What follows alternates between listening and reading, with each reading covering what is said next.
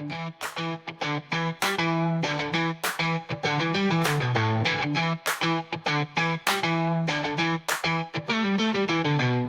and a warm welcome to the When Dirt Cast with your hosts, me, Jimbo and Calvinator. You know what we do now, to discuss all latest MFL updates, transfers, developments and so much more as they happen each week. One important note before we get flying into this episode today: none of what we chat about is financial advice. Do your own scouting or hire a director of Metaverse Football. Episode 52. Season 2 of the When Dirt Cast, and we have our very first guest of the new season, someone who was the manager of Croatia in the Euros tournament we've just had, performing slightly better or better than myself as England manager, which I don't think that's hard when I think I was the worst manager. Someone who, I think his appearance on here is a self-referral from a previous guest, but we won't get too much into his story because we're going to allow him to do that later. But we want to welcome onto the studio with us today, as our first guest season 2, 408Sauce. Welcome. Welcome. Thank you. I'm glad to be on here. It's such an honor. Thanks. The biggest honor of your life, some say. Are you a listener, actually? I have listened to a couple podcasts. I'm not big on podcasts in general, but what I did listen to, I enjoyed, and I think it's a very cool aspect of the game and the community, so I'm a fan, I guess, He's a fan. Say. Good answer. Well, you can't not be a fan now when you've been on the pod, so you can say it. Yeah, and the first guest of season 2, so that's great to kick off a new season with guests with you. And I think before we dive straight into things, so of course we're gonna put you in the manager spotlight and hear all about your experiences and thoughts and opinions about MFL. Maybe a quick shout out or talk about the stream. Went well, Jimbo, I think, our stream. Yeah, it was great to stream after what I think was about 2 months off. So the first pack drop of season 0.8 as we officially into it now. I think it went very well. We had, 10,000 MFL to give away. We also had yourself donating one of the players you opened up on stream to someone for a season, and then out of the blue, Ron John was like, I've got a 79 rated cam, just give away as a quiz. And I was just like, okay, fair enough. So we had, impromptu rewards being given out, but it was great. The interaction was great as always. Good to get back into the flow of doing streams again, and love putting up the entertainment and the hype before the big drops. Definitely. Yeah, a couple new followers, couple new faces in the chat, or first time chat, so always great. 408Sauce, did you buy any packs by any chance? Open some? Any luck? Or not really? Yeah, I was able to get a rare pack, and nice. So packs are interesting. I mean, I saw a lot of people were going for them, and a lot of people were upset that, they're saying, it logged me out, it timed me out, I clicked it right away, I didn't get it. But I got a pack, so I didn't get anything special, but I think it's always worth it, right? Yes, yeah. Always worth a shot. And going back to your point on the logging out, I think we've all experienced it at least once. It's almost like it's an initiation really test for, you can't really go buy a pack unless you've been logged out on one of your first attempts. So fingers crossed, now that you've had it happen once, it won't happen again. But it is. But I wonder if that's only team refresh, if they get locked out. I think if you just wait, it might appear at the bottom. We don't know. Are you a team refresh then? Or a team So wait? I can share with everyone the best techniques to kind of help people nice. Secure the packs. The first step being, you have to make sure that you're using the device that you own that can connect to the internet with the fastest possible download and upload speed, right? So for me, my laptop doesn't have an Ethernet port, right? And I'm better off on my phone, as strange as it sounds. Yeah. And then I would refresh and log in probably about 5 to 10 minutes prior to the drop time. Yeah. That's soon enough, right? You're not going to get timed out of a session. It's probably on a 20-minute timer or so. So there's no, the packs will be sold by the time you get timed out. And then what you're going to want to do is spam the button at around 1:59. Wow, So nice. maybe like 10 seconds before, and you should. But it won't work. Like I didn't get a legendary pack, and Sturge did, and so. Okay, but that seems like a pretty good setup strategy, and then you have to be a bit Now, lucky with if you have a computer with an Ethernet port, the best option is to plug that computer straight into the router that you have, because that will ensure the quickest possible connection. And yeah. So we have team cable or something. Team cable. Team cable, Ethernet, a new strategy. Team cable. Team Ethernet. Team Ethernet. Yeah. Team max speed. Yeah. Great. Yeah, well, curious. Well, listeners will think about that if they or next stream we can say. Drop, team yeah, and timing, cables. of course. Timing is everything, right? When you play me the cross, I just have to connect, and if I can time my run perfectly, it's a goal every time. Yeah. Exactly. Definitely. Oh, great. So good to hear that we have some new strategies to share. Team Cable, Team Ethernet. So let's start with the weekly updates. And our new category is the MFL Moment of the Week. So we all share our Moment of the Week. Well, definitely Jimbo and I. So Jimbo, what would be your MFL Moment of the Week? I was struggling hard to think of Moment of the Week because there's not really been much going on. But then I remember during the pack drop, I got my 73 rated goalkeeper, and I've been banging on for weeks how I need a new goalkeeper for the Wyverns. I said I want something 73 or 74 rated overall, and I manifested it so hard. Guess what? In my standard pack, shebang, 73 rated goalkeeper. So straight to the Wyverns, 0% contract because he's not going anywhere. Unfortunately, he is 5'7", so he's a bit short. If we can try and make the goals a bit smaller to benefit from his his lack of height, but I'm just over the moon that I managed to not have to go out and purchase a keeper, although in a sense I did by purchasing a pack, but you know what I mean. So moment of the week is I manifested a player and it came to be in the pack. So it does work. I'm not one for manifesting and all that nonsense, but it did work. But it's always nice when you pack a player you really need, right? When you have I have this goalie that's maybe could use an upgrade, and you have 73. Yeah. And it's a good test. I don't know about the height. I think with Hootwink, right? He was also about changing his goalie because of height. Mm-hmm. So yeah, I also packed the 82 rated goalie who's pretty small. So let's see. We can have an episode about short goalies maybe soon. Yeah, I have a 6'6" keeper, and my legendary keeper is 6'3" Brazilian lad who's 20. So I'm kind of big on the height. I heard it isn't a part of the game. Like it doesn't matter, kind of, Yeah, I think a little bit right now. I think Quentin said a little bit before. It's minuscule impact, say for I guess for outfield. I don't know if that applies for all players or just outfield players, but regardless, you don't want a keeper who's sub really 6'1", do you? 6 foot, maybe a push. Yeah, but you gotta deal. You got to play with the hand you're dealt, whatever that bloody phrase is. Yeah. Well, yeah, definitely right now, maybe not a big impact, but in the future, when they are expanding and adding new features, it will definitely matter. I think height will matter more. But let's see. I think my moment of the week, well, it's maybe not. It's also a bit about finding a player you need, but then not from a pack drop, but from scouting. And I saw there was a right mid 75 for 4% for silver. But he had 85 passing, 85 pace, and 85 dribbling. And he also was a cam. So I was like, I need to put this guy into player info, Eddie Stool. And he turned out to be a 79 cam, which I could really use for my silver team, which uses 4-2-2-2, with like 2 cams, 2 CDMs, 2 strikers. So the main takeaway here is that it also pays off to keep regularly checking scouting and see if there's like a little hidden gem. I really feel like 4% for a 79 cam for silver is a pretty good bargain. So I was pretty happy with that. Yeah. Find and upgrade. And Jimbo, Black Sea didn't do very well last season, unfortunately.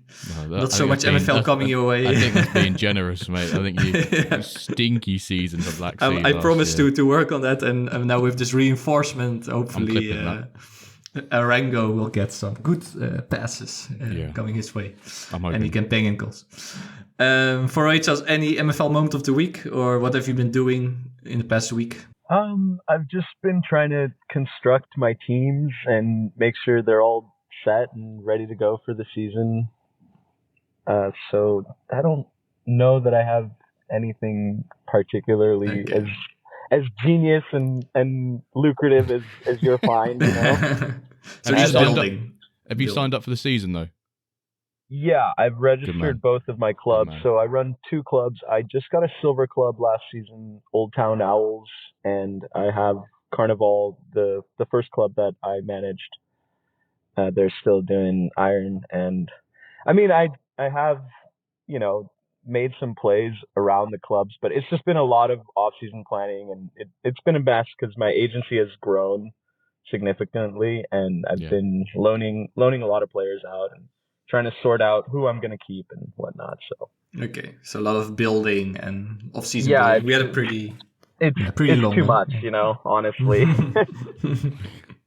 Well, we're almost there. This week we're gonna have our first matches. But yeah, it was a super long off season, as we all know, like almost a month, I think so. So it's good. We have our first matches soon. Yes. Well, in 2 yes. days' time when you listen to this, Wednesday, isn't it? Yeah, indeed. Wednesday? Yeah. I think Wednesday. I'm excited. It was like 1 week after the drop, so it should be Wednesday first league matches. More about it later, about the registration update. But first, speaking about building, let's do a little bit dev updates. So the cadence update is going well. The main, let's say, update when they change to this will be on September the 4th. And then MFL will be offline for a couple hours. So plan some other activities then. Touch grass. For example. And player progression. There's a new testing environment built for that. And this was crucial to fix some bad data and prevent more mistakes with that.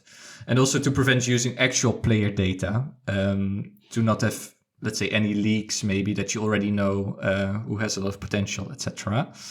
And this new system, new environment seems to function very well.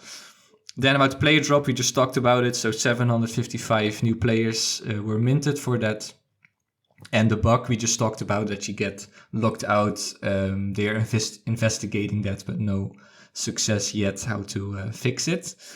The engine, always big news. So there's another tool for this to analyze it better. And the team especially looked at passing mechanics and, let's say, the completion ratio. And some changes have been made, so read the dev updates for more details. What is interesting, that they improved individual player instructions, so they're working on this, so maybe soon we also get that. And the team also start to explore risk-taking in passing. So maybe this could be a new pre-game, let's say, instruction you give to the whole team, how much risk you take with the passing. Or maybe a new individual instruction per player, how much risk in passing. So what do you guys think of that last point, that you could maybe set it up? And what would you then pick? Would you put some higher risk in your passing? Yeah, I mean, I'd probably go a bit higher risk if it's on an individual basis. On an individual instruction basis, probably set up at least 2 players and probably riskier passing. Those being either both my wide mids in a 4-2-3-1 or my cam. You know, especially if it's pre-game, yes. But I'd also, if it was, you could change it mid-game as well. That'd be quite cool, like presets. Yeah. But yeah, I'm always one for taking a risk. No risk, no sacrifice, no victory. That's the motto, the Witwiki motto, as per Transformers. So that's what I go by. Yeah, but definitely your cam, right? Like, I think I also did like one message in this discussion that Ronin, because Ronin has this player of 98 passing plus 2 captain bonus is 100 passing. So you might expect that it's like perfect passing, like 100% passing ratio, but he had lower stats. Yeah. But yeah, that's also because he's taking risks. So he's a cam or midfielder. Passer will get intercepted anyway, although you're very good at passing. Even the best passers in the world, or I think Bruno Fernandes, I know, were you the one sharing that about Bruno Fernandes? Yeah, I shared it because I think Quinton mentioned the fact that obviously set pieces, or someone mentioned that set pieces will obviously play a part in how successful the pass completion. I just brought up Bruno Fernandes and his purely from his Premier League stats from last year, because he takes all near enough all, or not all of them set pieces for Man United. I think he had something of like maybe like 75% or 80%.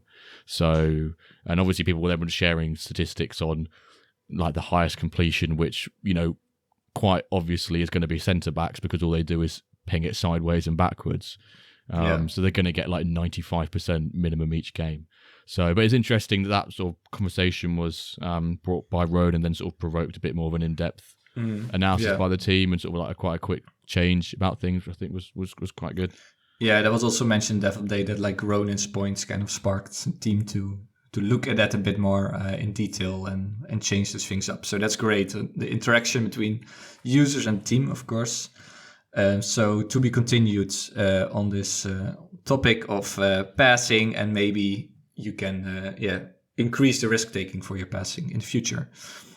The season update. So yeah, as I just said, the first matches will start on Wednesday. So no Diamond League, no match of the week in Diamond, no standings to discuss. What is interesting though is that 10 teams have registered for Diamond League, including you. So you is, I don't know how to pronounce it, how many U's I have to say, you, like that, or longer. Yeah, just got to say you. Many U's there. But he registered, which is great. So now we have 10 teams, but Orche, who was there last year, he did not yet register. So it's free MFL. So Orche, I know if you're listening, but it's like $50 just register. or something. Just $50. So you might as well just get free MFL. Yeah, it's like even for ending 11th, he gets really way more than winning, I think, bronze, probably. So hopefully you have 11 teams, and that will be like full attendance, because the final license, as discussed previously, is still in possession of MFL. And I think in the chat they were saying they want to do some event or giveaway or something related to that, right? There was a bit of conversation on it this week, wasn't there? Yeah, but we don't know exactly, like the team is thinking about it, but there needs to be some way. I know 408Sauce, what would you do if you have such a big license that still needs to go, like an auction or big giveaway? What would you do? Yeah, probably like an auction or something fair, but at the same time, I mean, maybe something interactive. I thought the Euros was really good. Of course, waiting for another cup or something like that might, I don't know, something interactive to give everyone a chance. Yes. I think that builds a sense of community, which is very important for the game. Yeah, maybe a crazy Zeely quest run that could be interesting to have. Or even like Fantasy Premier League or Champions League or something like that, Yeah, well, the new Champions League season is starting with the new setup, so there you go. Well, Jimbo is the Fantasy Premier League guy, so you're too late. I think Champions League might be even better because it's just more inclusive of different cultures and different leagues and whatnot. But yeah, Premier League would. I don't know. I'm not one to spearhead these kinds of things. I'm more the guy to just get the creative ideas flowing around. And I think auction is still probably the best way to do it, but we all appreciate that the amount of capital needed to run that team would be quite a bit, obviously, unless you've got contracts in and contracted people in. But realistically, is that can you field? You can still field a team, right, in that Diamond League without spending any money at all if you want it. But to field a competitive team, I don't think you're going to be able to get contracts on other people's Diamond players, because who's going to? That division is so ridiculously competitive that you won't. Don't think you'll be able to. Unless you give lucrative contracts, then. But also, even if, let's say you have a giveaway or some quests and you win it and then it gets relegated, that's also then, well, you got it for free anyway, right? So then if you have a Plat Club for free, that's still a very nice price. So maybe you can just make it like some kind of, just good luck, survive in Diamond. And if you relegate, there's so many Plat teams who deserve a spot there. Yeah. So it's not too bad if they then get relegated straight away. That is a really good point, that we're making the assumption that they have to compete within Diamond. It literally could be you're just giving that Diamond license away, and then it finds its own way and balances itself out, and just the natural process of how football works. So it's an interesting one. Like like you said, for it, I'm glad we're not the ones making a decision on that, but we look forward and welcome what that event or scenario decision it is at the end of the day. To be continued. Yeah. The final point. So about the season is that the last time I checked, there were 1,173 clubs registered. So I think that's a very nice. I've just double checked. We've added 2 more. 2 more. 75. I'm just 75. Refreshing just in case we want to get the most recent and up to date. It's just now loading. I'm not got the Ethernet cable. And how much? When we're recording that, how much time is left for it? About 5.5 hours. It's 5.5. Okay. It's 2 a.m. for you. It's 1 a.m. for me, and that means for you 408. If you're 7 hours behind me, that will be 5 p.m. for you. No, 6 p.m. 6 p.m. for you. I think. I don't know. But we all registered, so it's more we're all registered. the numbers. So maybe 1,200 would be nice to add a new milestone there. And then next week finally we can discuss proper matches and standings in Diamond. Yes, sir. Marketplace update. I'll explain it. I want to rename it a little bit to Market Moves and talk a bit more about some individuals and stories instead of just rambling on with tons of new names. So you'll hear in a second what that means. What I still will do is new managers, although I could only find 3 new ones. So Mr. Fulgencio from Argentina, new Argentinian user. That's great. Pio Berna, Italian new user. And the new user of the week is Magneto. And I'll explain that because another user, Jay Mendes, he contacted me on Twitter if I had some lower comments to loan out as I helped him before. And then I talked to him a lot, loaned out some guys, and he also bought a lot of new guys. So I think that's a very good strategy if you join MFL. It's also just talking to loads of people. Everyone wants to help, and you can get some maybe nice comments to help you get started.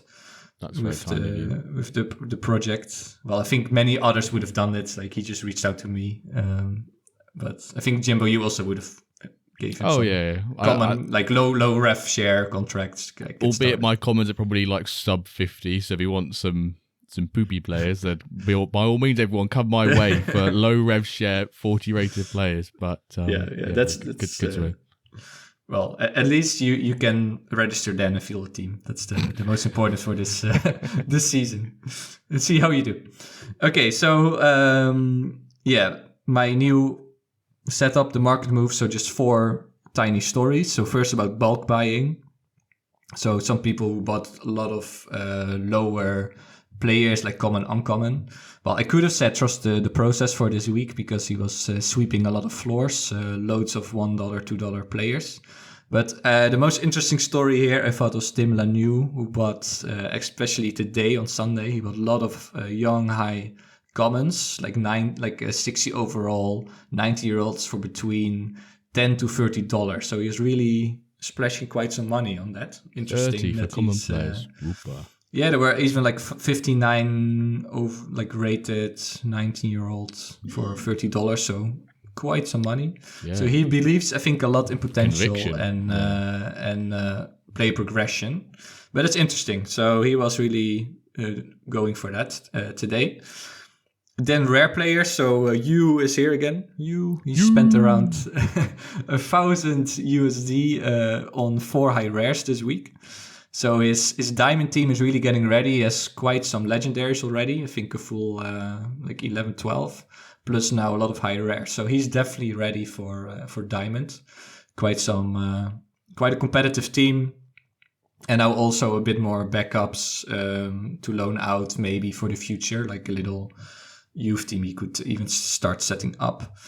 Then legendary players, Hugo D. Interesting. He bought his first legendary ever. 85 right mid, 22-year-old for 600 USD. And this guy will play in a silver team. So maybe Park Street Maple has a new rival of a very stacked silver team. And then about clubs, I thought Pietro was a pretty interesting story this week. He got Oslo Bronze for 175 and Iron Saragossa $122 and loads of new players. So he's really expanding his agency there. And I also saw a 408 that you bought like 3 rare players. So that was also part of your kind of getting Yes. ready. Yes. I got a center mid with 90 or 91 passing. So I would definitely be wanting to take chances going forward as well. So you were ready for the new season with like those couple new players there. Yeah. We'll see how it goes. I finished second in silver last season because I was in Sturge's league. Oh, I think you were also in my league then with Black Sea, my terrible season. But Okay. Yeah. I actually beat Sturge as well, so that was unfortunate. Nice. That's great. Yeah. So maybe we all hope you don't face Park Street Maple. That is like. And, tag odds, yeah. And Maple, yeah. Well, now this team from Hugo D, he also has like this legendary in there and very high rare. So yeah, definitely a couple of stacked silver teams you don't want to be with, and yeah, Sturgis is also up there in that. Yeah. So we were talking before about seeding, right? Like maybe we should do some seeding that you're not like with the highest silver team. But then does that silver league? No, yeah, but then if you seed them and you distribute the high seedings, do you not just give the highest seedings a better opportunity because they're going to face, or do you want a league full of all the high seeds, because that's unfair in itself? Well, that could be also interesting. Yeah. Well. Yeah, I would see. So when I first joined, I thought that the number of the league determined. If I was in Iron 19, then I wasn't as competitive as a team that was in Iron 7, right? Yeah. But it's not like that. So I would seed all the highest teams in the same league, But then the issue with that is, how do you not make the rewards for that league higher then, right? Yeah, I feel like you'd have to, wouldn't you? Yeah. And then it would only be alpha season, because with promotion relegation, that's also not fair. Then you want the promotion relegation to promote all. Nullifies this whole chat in 2-3 seasons. It should do anyway. True. Okay, Jimbo, what about trades, splashes, those kind of things? Trade of the week. The biggest trade of the week was between Ronan and Profound Soda, or FC Cincinnati. Going the way of Ronan was a 93 rated Salim Mesni. I can't really see the crest, but I imagine it's Tunisian. Is that Tunisian? Yeah, I guess so. Yeah, Tunisian, it's a bit blurry, the picture from the screenshot we're taking, but knowing my geographical flag knowledge, I believe that is Tunisia. 93 rated, and then going Profound Soda's way is 86 rated Michael Lopez. So I'm not really sure what's going on there, because he's a bit lopsided. There was a couple of eye emojis. I don't know, Calvin, did you see any other trades or purchases trying to equal out and balance that trade, or are you a bit kerfuffled just like I am as well? I'm a bit ashamed that I didn't do more research for this one, but there must be something. Like, is this one guy 28 and the other one 17, or like did they agree to loan out some 0% rev share contracts, or like there must be something else part of this deal? Otherwise, it's just weird. It's like the worst trade deal in history. Then so it's a bit like Chelsea's purchases, really, this sort of thing. This is Chelsea's incomings and outgoings. But that was the trade of the week. Go on. That's trade of the week. So then are we doing this together again in season 2? How was the reception been? The reception was really well, was really great, well received. Listening back on it and editing it post recording, we didn't actually sound that out of sync. We didn't sound too bad. Great. Okay. So I would like to offer you the privilege of doing it yourself one episode. Would you like to do that? I can try. You can try. I think we've done a duet, but we've never heard you do it by yourself.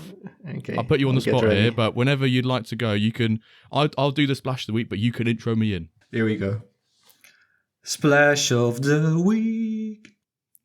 For those of you who can't see Calvin, he really put his heart and soul into that. We even got a squint of the eyes, the head rocked towards the microphone, and he sort of like started down low and moved up slightly higher, if to really pushing that air out of his lungs. So thank you very much for that. We'll let the viewers decide whether or not you continue with that role within the segment. Season 2 splash. Season 2 splash, but the splash was by the BFC DAO with Abdulghani Lusif.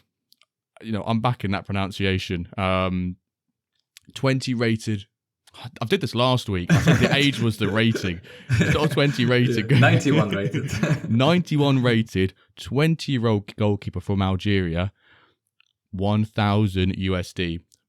Purchased from the German Aussie by the BFC Dow. So congrats to the BFC Dow for being on this week's Calva Splash of the Week.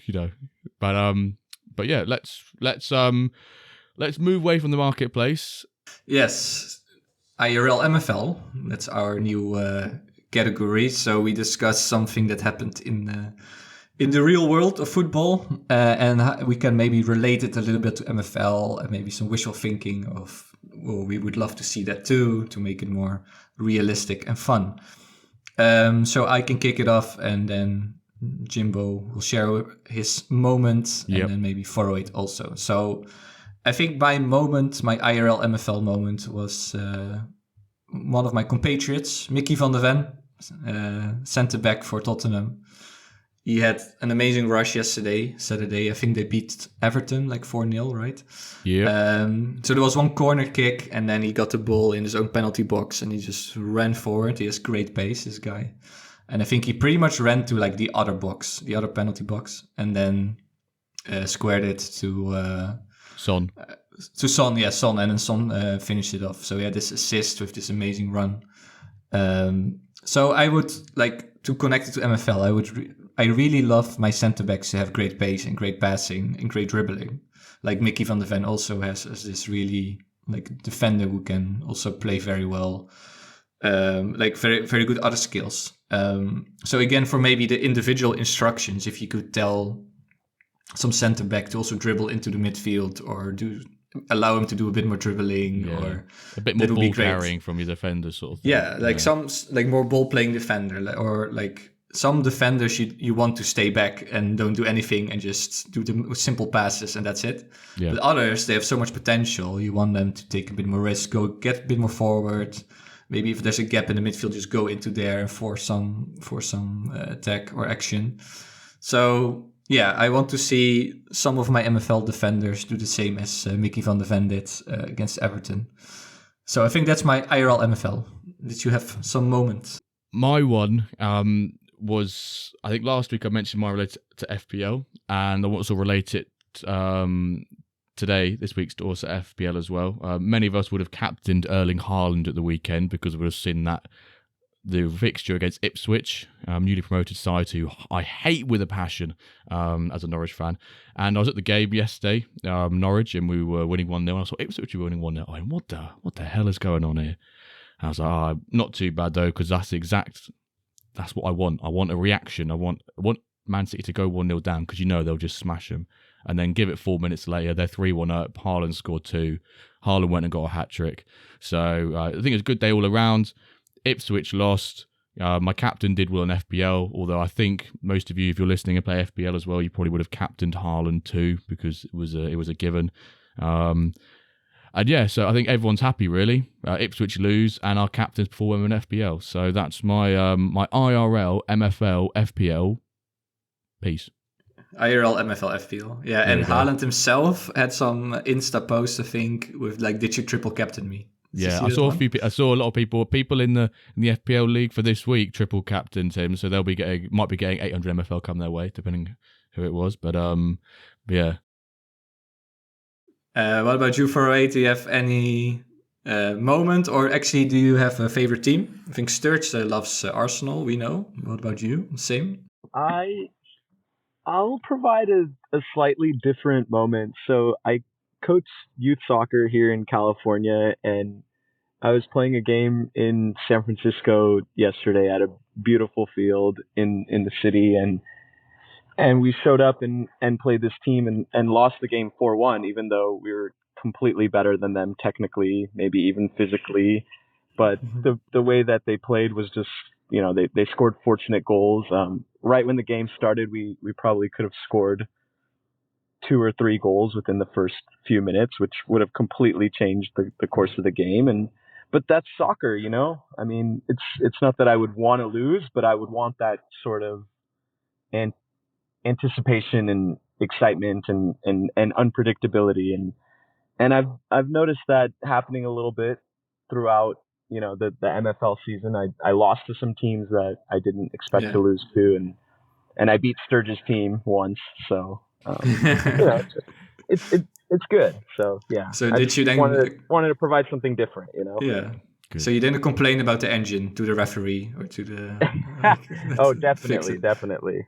Yeah. No, but that's a great example. Yeah. So people indeed often are like, I should have won that match. But yeah, sometimes IRL, it can happen. That's just very, on Football Manager, you would say unlucky boys. That comment. Like, Yeah. Unlucky boys. Unlucky boys. And then off to the next one. Well, a great one. Okay. And then final piece of our updates with guests is always the community top 3. So Jimbo, you said you didn't want to hear the results of the poll we ran on Twitter. Yeah, I did want to hear the results. I want you to reveal it to me here. So based on the survey, we put the 4 choices that were named most in the survey, we put in a Twitter poll. So there was TV shows, beers, video games, and IRL players. Somewhat surprising, IRL players ended on the 4th spot. And then the second and third place with a shared amount of 26.9% were TV shows and video games, which means that we are going to rank beers in our top 3. Opa, so beers. I would say that we're all gonna name one beer to kick off the top 3. Yes. Anyone want to start? I think how I'd like to do it is I'd like to give 408 the opportunity to place wherever he wants in that top 3. And then 408, you nominate myself or Calva to go second, and then whoever's third will go third. But what we will say is the new rule coming into this part of the community top 3 is that once a beer, in this case, has been nominated, if it gets removed, it cannot then be put back in the list again. So we only require and can have unique beers in each time. So this when we pass to 408 and he says he's doesn't drink alcohol and kicking off with some non-alcoholic drink, but maybe a non-alcoholic beer can also be. Yeah, we'll include that as well. Or ginger beer. Unique. That is unique. But 408 we'll throw the ball in your half, and you get to pick first, second, or third position, and you can put a beer in there. Does that sound all right? That sound good? Yeah, that sounds good. I'll go second then. Second, okay. What would you like to put second? Ooh. Okay, you probably haven't heard of it, but I like to drink a beer from a brewery here out in San Francisco called Bare Bottle. It's a key lime pie sour. Key lime pie. Hang on. So what was it called again? What was the? Oh, it's a key lime pie sour by Bare Bottle. Bare Bottle is the brewery then, like the animal bear. No, B as in BARE. The naked bear. Oh, okay. Oh yeah. Bare Bottle. I'm just looking at. I'm looking at a little can of it right here. Actually, sorry. I'm gonna switch that. Throw you a curveball. The beer's by the same brewery, but it's called the Unsinkable Tartanic. Nice one. Nice name. Tartanic, Unsinkable Tartanic. Okay, great one. Right, so that you put that into our number 2 spot, correct? Yeah, number two. There you go. Okay, so we have our first ever entrance into the community top 3 of beers. 408, would you like to nominate myself or Calva to put ours in? Let's go with Calva. Oh, blimey. Okay. So then can I put it on the first spot? Well, it's my favorite. You can pick first or third. Yeah. Yeah. And it's safe for a week. It's safe for a week. Let's just put it on the first. Well, it's also pretty obscure, I think. It's a beer from Belgium. There's loads of monasteries there who brew their own beers, and they're like these called Trappist monasteries. And this one's called Rochefort, So it's like Trappist, Rochefort, and then they have 3 main ones, number 6, number 10, and number 8. And they're like super heavy. Like one beer is like 8 to 10% alcohol percentage. So they're really proper. Jesus. Like, What number? triple What number beers. was this? What number was this one? Let's do Rochefort Trappist number 8. Number 8. Okay, Number I 8, was yeah. googling it and I got like number 10, number 8, number 6. Yeah, and I think I forgot almost what my real favorite is, but I love them all 3 of those. They have Okay. more. So I would say this Rochefort Trappist. It's number 8. Okay. Very heavy beer, but very good. Very like. Okay, so this leaves me then at with third spot, and there's quite a few things I could go for here, but we've all gone sort of like kind of unique and very obscure ones, so I'm probably going to try and match that. I'm going to go with an IPA. I'm going to go with by a brewery called Beavertown. It's called Neck Oil. A little session Neck Oil. IPA. I think it's about 4.5%. I've even got one of the pint glasses here, which I stole from a pub yesterday in Norwich. Not going to name the pub in fear of someone dobbing me in, but I stole it at 9:30 yesterday. Beavertown Neck Oil, which is a brilliant one if you're going to a bar and you ask your mate to order it and they've never heard of it before, because they go up to the bar and say, "Can I get a pint of neck oil?" And usually they're like, "I don't want to go up and order neck oil. That doesn't sound like it should be a drink. You know, sound like maybe a bit of a twat." But that I'm going to put neck oil at number 3. Great. So we've got our top 3, and Got now our the top next 3. guest, everyone who will come on as a guest has the right to replace one of those 3 beers the next time, and then that beer can never ever come back. But there's so many beers in the world that I'm sure there will be loads of options for everyone. Yep. Time you already heard 408 Sauce during our updates, and now it's time to properly put him in the manager spotlight.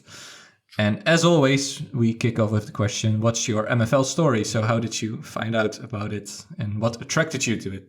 So I first heard about the project through my friend Amino, and he currently runs, I think, a bronze club that is pretty successful.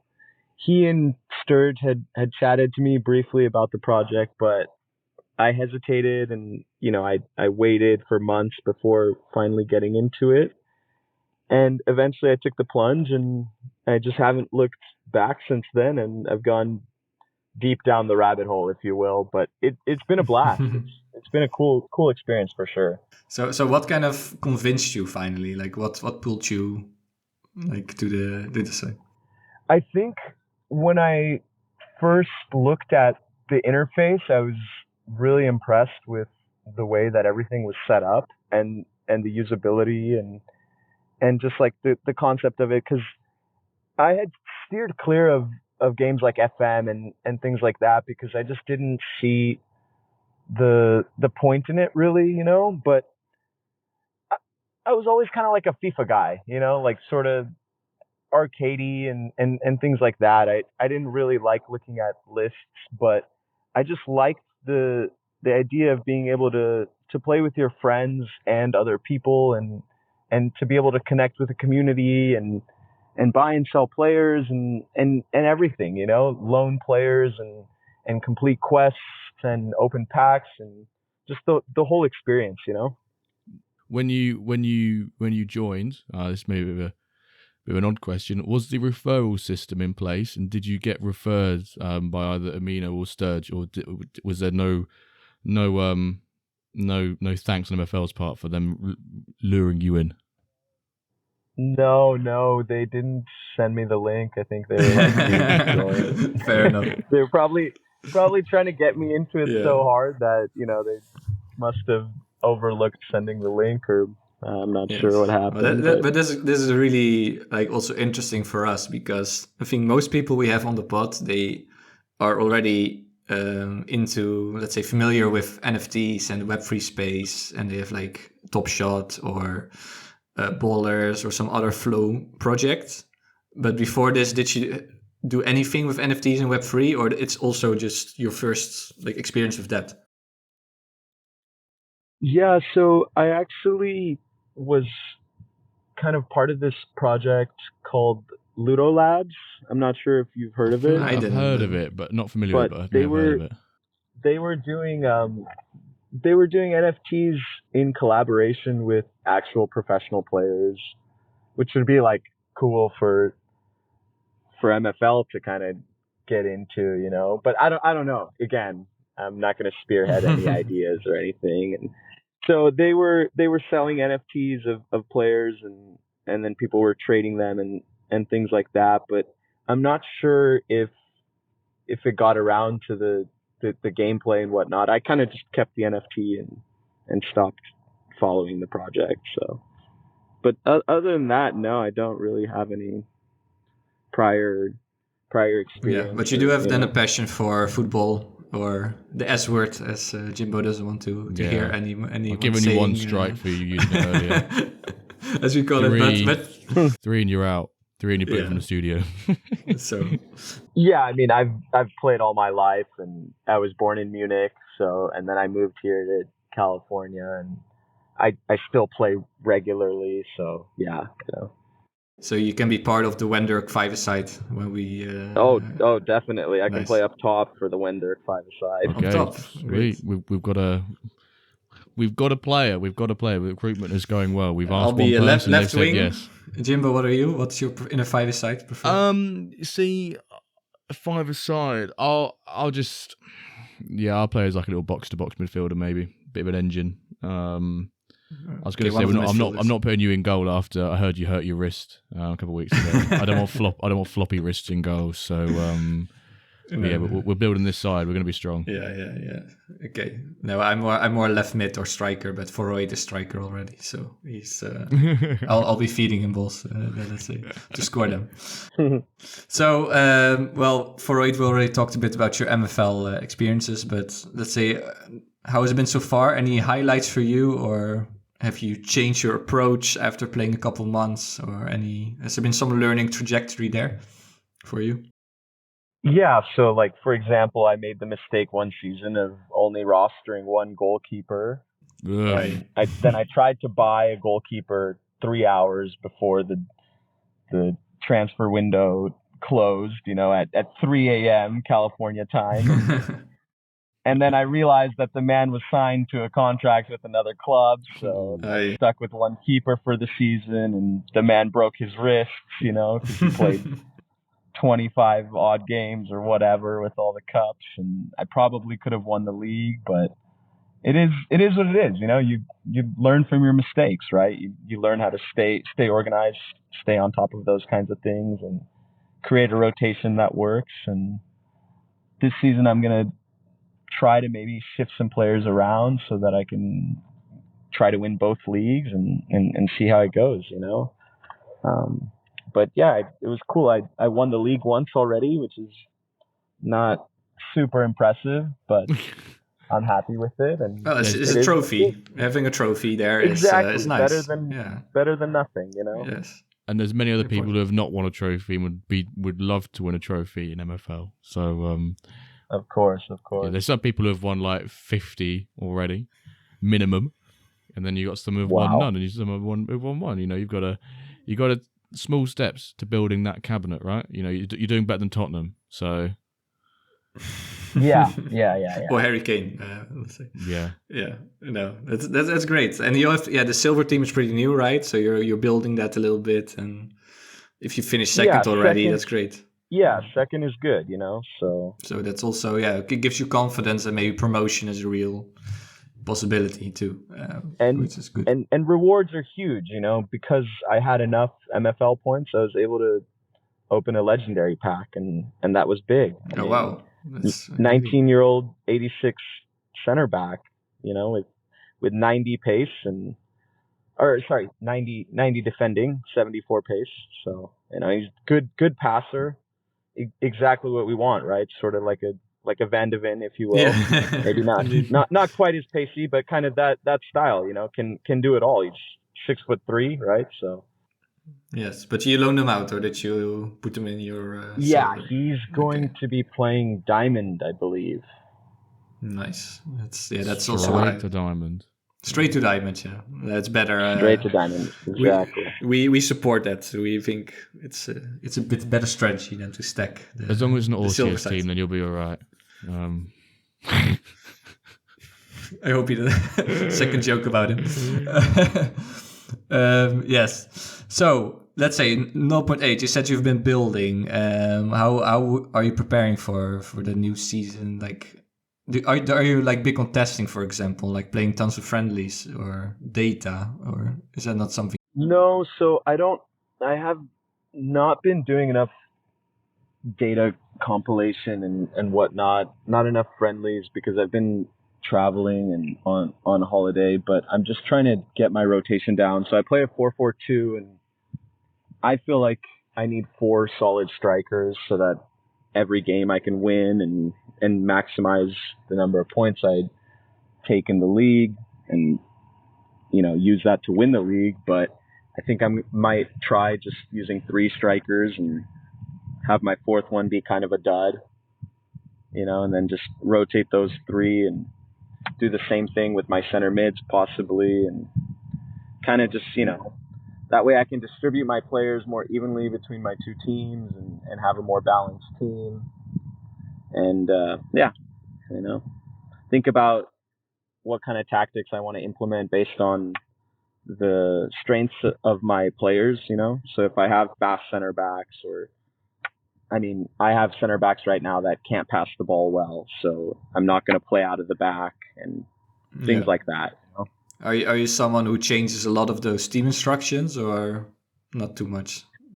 No, because I kind of just have them set, but I do change it based on who I'm playing. If I'm playing a stronger team, I'll tend to sit back more and try to maybe cross the ball more or take long shots. But I have long shots set up because I have good shooters on my team. I have Croatian striker with 91 shooting, I think. Oh, wow. So, yeah. And for me, shooting has been kind of the meta. He scored, I think he bagged like 15. He didn't play much. He was like the 3rd striker, if you will, but he scored maybe more than the first 2. And that changes games, Yeah. I've got one quick question then for all of us here. So we all rock an iron club here, so we know what level iron's at. And you were saying therefore, right, that you don't have many centre backs with decent passing. Therefore, you don't play, play out of defense. You don't play out the back in terms of possession and things like that. A question for both of you then: if you were to be getting in a centre back or a defender within the Iron League, and you wanted to play out of the back, what sort of passing stat minimum would you want? Calvin, I'll come to you first. Let's go centre back, because I think full back and centre back you can differ between the two. But let's go centre back. Well, I think 60 or something. I think that's also very realistic. I have enough uncommons who might also have a CDM as a secondary position, who have definitely a 60 passing. So I think pretty decent passing stats, to have. Yeah, I would say, around, I was going to say a little bit higher, closer to maybe like 65, 67, because I feel like in the modern game, passing is important for a defender, and I think he's got to be able to play the short pass and the long pass to be able to be successful. But I like to pair clearing the ball out of the back with a faster striker, something like that, Now with the team instructions, I'm also talking about IRL and MFL. It's sometimes something might work in MFL, but it just goes against all your IRL principles. Like, True. I hate, I don't know, maybe you have the same with your team you're coaching. Like, I really hate people taking long shots all the time. Or when I see a team playing and then going for the long shot. Like, it's just it's not effective. So if you keep maybe passing the ball around, finding better opportunities or better crosses. Like, don't shoot so much from distance. But then in MFL, I think sometimes it really pays off if you have those high shooting guys to just fire loads of shots from distance. So but then it feels like I don't want to do it because it goes against my principles of what I believe in is good football. I don't know if you have similar struggles or... Yeah, I mean, I think it's all just a matter of perspective and how you look at it.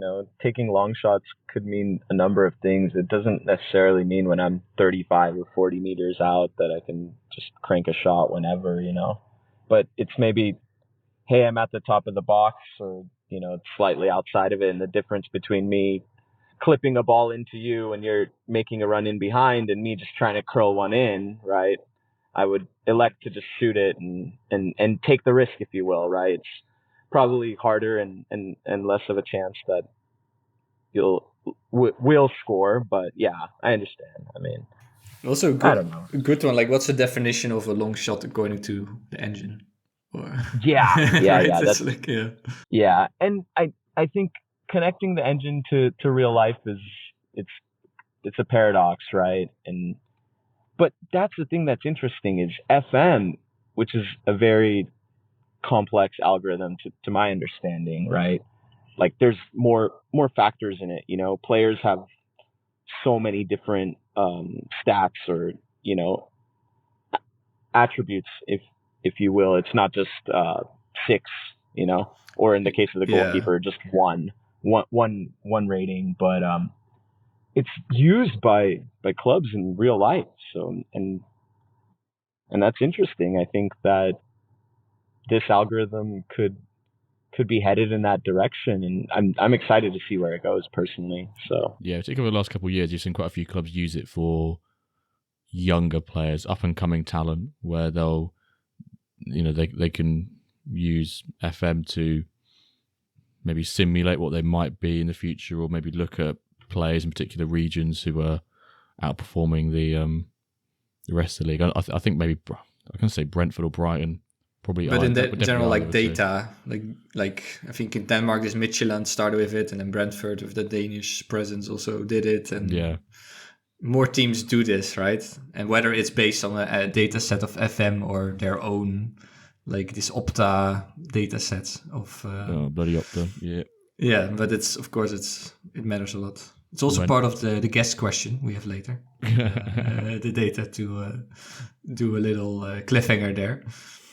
But yeah, and also mental stats, right? In FM, you have those mental stats, like the kind of composure, anticipation, work rate, vision, all those things. That would be really cool if we get that in MFL too. Speaking about MFL and prioritizing things and changing maybe the engine. So, 408, if you were in charge of MFL, of the project, what would you prioritize right now? Or would you change some things? What would you do?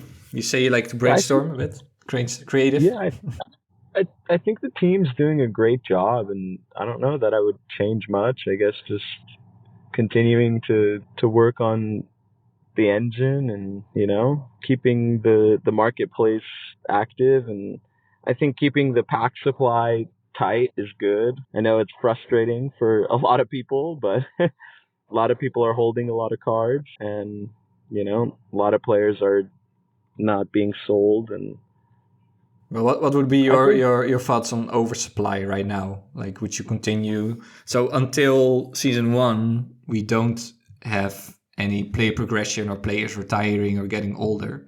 And then also the first seasons, if they're like 28, 29, 30, 31, 32, they're still going to be able to play. So the amount of playable players will keep growing, right? So what should we do? Maybe also Jimbo, like what should we do with that then? In terms of play, or is it no problem? Like we're still alpha anyway. So I mean, yeah.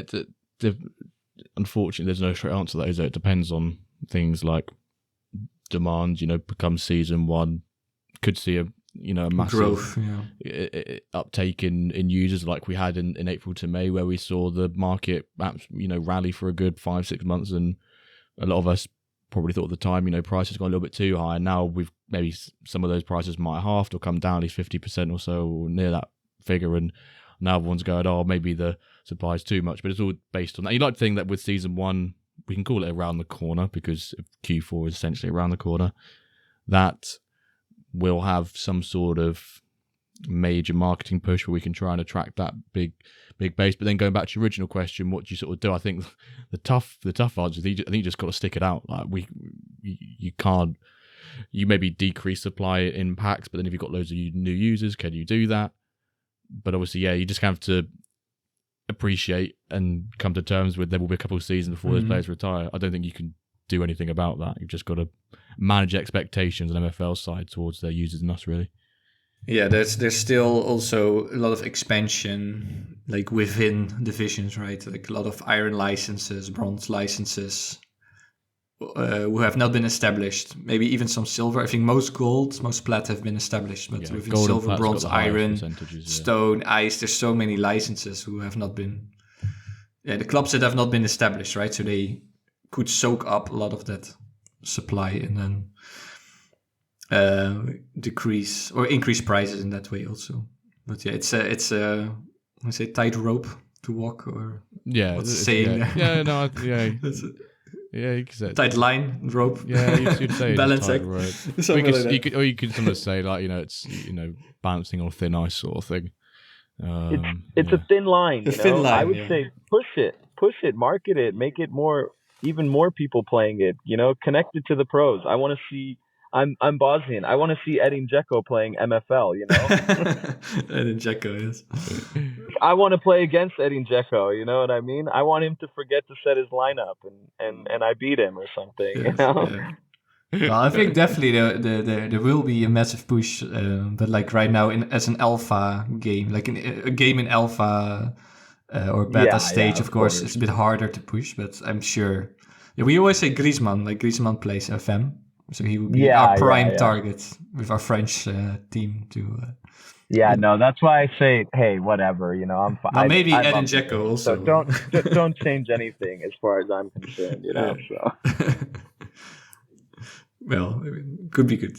Dzeko playing MFL. That's the future. All right.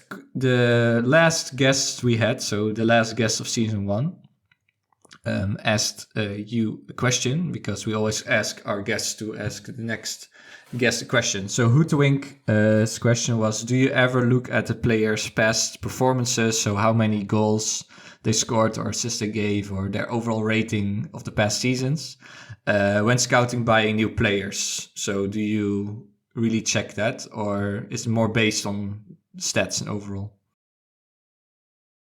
All the time. I look at a player's average rating in the league that they played in, So if I'm buying a player that I want to put in my silver team, if I see that they played in gold and their average rating was 7.5, I'm not even going to think twice about putting them in my silver team, obviously, right? And I use the stats of the player too, but past performance and stats too, goals to games for strikers is huge, I think. If you had to then put a percentage on how much sort of historical stats and things influence your decision on whether or not you purchase a player, what sort of percentage would you put on that? Is that 10%, 50%? How much of an influence does it have for your decision making? Probably more than that. Probably a solid 30%. 30%, solid 30% minimum. Most of it is also based on stats, right? Like their pace, their defending, their dribbling, their passing, their shooting, their age, right? And things like that. Do you also check the club, like where they had that rating? So sometimes I feel like if it's like a super stacked, I don't know, silver team, and then and they keep winning, of course their rating is going to be a bit more, maybe inflated, I would say. Do you also check that, like go even deeper, or just seeing that 7.5 is convincing? No, I'll open up the squad to see. For example, if I'm scouting you, Calva, and I see that you played left mid on a team, and your team's very strong, I'm not going to necessarily discount you or think that your rating is overinflated. Maybe you're the starting left mid, and you're the reason the team is good. So, okay, I would delve a little deeper into it and see what's going on, see how many matches you've played, right? So, because if there's two guys on your team playing left mid and there's been 20 some odd games in the season and you've played 17 or 18, then it's clear that you're the guy making the difference, right? So yeah, no, makes sense. I think more people will start doing that because we keep promoting this a little bit, like to dive deeper. As I know I'm giving away all the secrets here. Maybe we edit that part about the packs out in the beginning, you know. Pack secrets, scouting secrets. No, it's great. And hopefully over time we'll have even a bit more data there or comparative things to check how players are doing. Do you actually have a question for our next guest? Okay, I think my question, and maybe you guys can help me rephrase it or kind of put pen to paper. Yeah. What do you think is a fair way to price your players when selling them? Okay, so, great one. Like, what are your thoughts on business ethics and morals within the metaverse, if you will? Crikey. Sorry, is that too much? No, I like it. So. I love the first bit, and then suddenly business ethics and morals when it comes to. I was like, I wasn't expecting that bit to cover the question as well. Well, maybe just how do you price a player, and do you also consider some business ethics? How do you price the player when you go to sell him? You know, and or on the flip side, like, how do you say? Yeah, that's like a chill price. I'll pay $300 for this 85 striker, you know, because he's got 92 shooting and he's gonna bang goals in left and right, you know. Okay. How do you determine that something is worth it for you? Yeah. How do you determine it as value for yourself? Yeah, like when you're buying or selling. Yeah. Okay. Good question. Right. As per, we'd like to do a hashtag. And today's hashtag, to prove that you've been listening to episode 52 of the When Dirt Cast, inspired by 408's background and heritage and whereabouts he is from, will be hashtag Jekko4MFL. We mentioned it briefly just a second ago. He'd said he'd like to get Jekko to come and play MFL, want to play against him. So Jekko4MFL. You can decide the way you want that to be the number 4, you know, be a bit, you know, modern and with it, or you can put the word 4. So hashtag Jekko4MFL. I think this kind of wraps it up. I think the ref's coming towards the end of extra time, and we do need to, you know, close things up here. But first of all, before we do that, we want to say 408, thank you so much for your time on today's episode. Thank you very much. Thank you. I appreciate it. Thanks for having me on here. Like I said earlier, it was such an honor. Oh my god, man! So get us all teary and emotional. Yeah, it was really great to talk to you. I think a lot of interesting new perspectives and a bit of a different story than most people. So it was really cool to hear from you. And thanks again for joining. It's really great. Of course, thank you. Great. So, hashtag Jekko4MFL. If you've not liked, followed, 5-star, reviewed the pod on whatever platform you listen to it on, go and do that now. It greatly helps us out. As I always say each week, some of the numbers recently have been phenomenal, so we want to keep that up and maintain that and improve on it as we go into season 2 of the When Dirt Cast. Good luck to all of you in season 0.8, as that will be kicking off in a few days' time. If Wednesday the 28th, Wednesday 29th, let me get my dates right here. Wednesday the 28th. So good luck to you all in your first week of season 0.8. And we'll catch you this time next week for another episode of the When Dirt Cast. Thank you for listening.